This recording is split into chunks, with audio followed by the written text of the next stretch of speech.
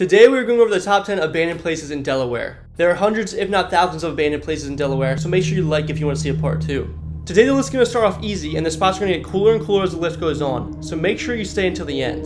With that being said, the first spot on our list is Delaware River Viaduct in Mount Bethel. Measuring 65 feet tall from the base to the top, this landmark was originally meant to connect the Lackawanna cutoff line from New Jersey, over the Delaware River and up through Pennsylvania into Scranton. Now, after the rails were finally removed in the late 1980s, the bridge serves as a hidden point of interest for locals who know which rocks to climb, and which hollow concrete pillars are safe enough to venture down into. After crawling up the steep hillside and over the stacked highway medians, you arrive on the top of the bridge. Ahead, and over each pillar are open manholes, some with ladders, others with only a sheer drop into the darkness below. Ship John Shoal Lighthouse. Construction of the lighthouse in Delaware Bay took 27 years, from a decision by the U.S. Congress in 1850 that a light was needed. Through various incarnations of Cajun foundations, screw pile roots, 2,000 tons of riprap, and a temporary anchored lightship, to placement of the completed iron tower in 1877. The lighthouse went unmanned in 1973, and as recent as 2011, it was declared no longer necessary by the Coast Guard. Fort Dupont. Fort Dupont was originally a small battery during the Civil War, but by the Spanish-American War, it had become a full-blown fort. In World War I, it was used as a defense fortification, as well as a training outpost for draftees, and for coastal deployment of artillery shipments. In World War II, the fort was an important mobilization station for deploying troops until the end of the war, when all Delaware military activity was refocused and Fort Miles took the lead. After World War II, Fort Dupont served as a healthcare center for veterans. During World War II, about 300 buildings and structures lined the streets of Fort Dupont. By 2011, less than 80 historic buildings and structures remain. Fort Miles. Behind the tall observation towers that line the Cape Henlopen coast lies abandoned World War II ruins at Fort Miles Historic Area. There are 1940s bunkers and batteries, machine guns, and even a climb tower to relive the area's involvement in the Second World War. Fort Miles displays remnants of World War II's lasting impact on the Delmarva region. Batteries, bunkers, guns, and barracks are left behind from when Fort Miles was constructed. Bancroft Mills in Wilmington. In 1787, the first paper mill, Gilpin's Mill, opened in Delaware along the banks of the Brandywine Creek, just north of Wilmington. Decades later, in 1831, a textile company owned by an English immigrant named Joseph Bancroft opened on the same site. Bancroft Mills, which started in the original paper mill, expanded on the site until its closure in 1961. In the 1930s, it was considered to be one of the premier cotton finishing factories in the world. The Bancroft family was influential in the area and devoted much of their time to supporting the region, not just through industry. After changing hands in the 1960s, Wilmington Peace Dye Company owned it until 2003, when it filed for bankruptcy.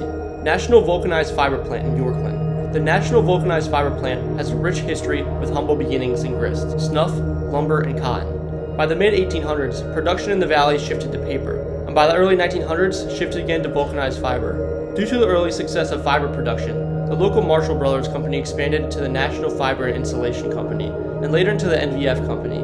Operations at NVF between 1960 and 2003 were busy. The main mills and the Marshall Brothers Mill were operated 24 hours a day, 7 days a week, moving approximately 40 to 41 million pounds of material annually.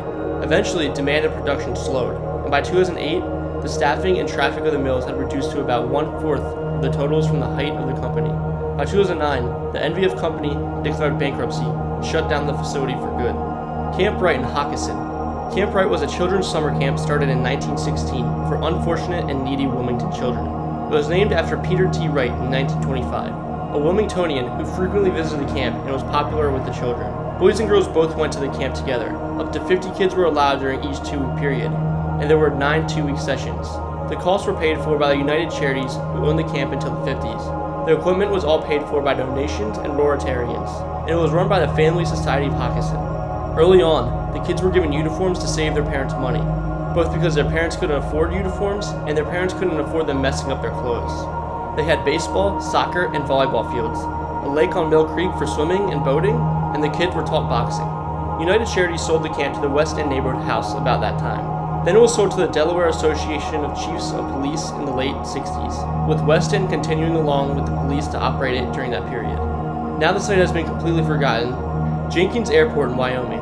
Jenkins Airport is a privately owned grass strip general aviation airport open to public use, located approximately 1 mile east of Wyoming, Delaware, and 4 miles southwest of Dover.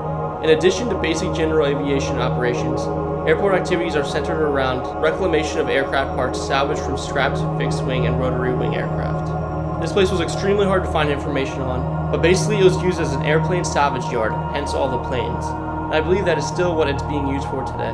However, much of the salvaged planes had become overtaken by nature, and seem to have been taken out of safekeeping. Gibraltar Mansion in Wilmington. Named for the standing rock entablature the estate stands upon, Gibraltar's mansion was originally built in the 1840s by John Rodney Brinkle. It was later expanded, and its lush gardens were added in the early 1900s by Marion Kruger Coffin, one of the first female professional landscape architects in the United States. By the late 1960s, the estate belonged to Hugh Rodney Sharp, Jr., who sadly had no interest in its grand gardens. By the time he died in 1990, the gardens had become a tangled mass of overgrown flora, no longer the manicured landscape they were in their prime. After Sharp's death, the mansion too became abandoned and overlooked. The gardens were restored to their original grandeur in the 1990s by preservation organizations. Verdant vegetation once again fills their many terraces, which connect to the shuttered mansion via an elegant curving staircase.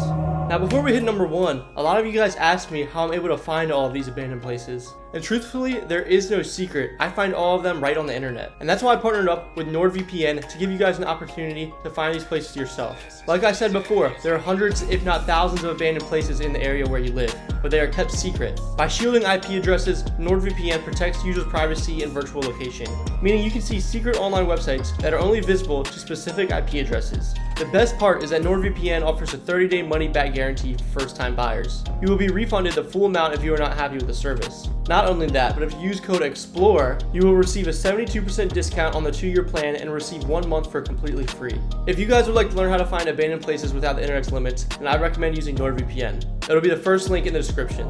Milford Middle School in Milford. Milford's middle school's role in educating generations of first-aid students came to a close at the end of the 2013 school year. The city school board voted to shutter the 83-year-old school building, considered by many the oldest school building in the state. School board president Pat Emery, who called the vote heartbreaking, says the building's maintenance and renovation costs were too expensive to sustain. A board member states it was built in 1929, and with all the upgrades that are needed to be done, it just came to the point where it wasn't feasible to keep investing additional money into it. Closing the school, which houses roughly 900 students, will save the district about $400,000 a year. Another board member stated, "We had consultants come in and do assessments of the property and the engineering associated with it, and they looked at it as a whole to see whether it was feasible to fix it up or just go ahead and close it for the time being. So we made a decision after all the information to go ahead and close it." Emery says that currently community leaders are seeking a new use for the school to prevent it from being torn down. So guys, those are the top 10 abandoned places in Delaware. Make sure you like and subscribe if you want to see a part 2. But anyways, thank you guys so much for watching. Like and subscribe for more. Peace.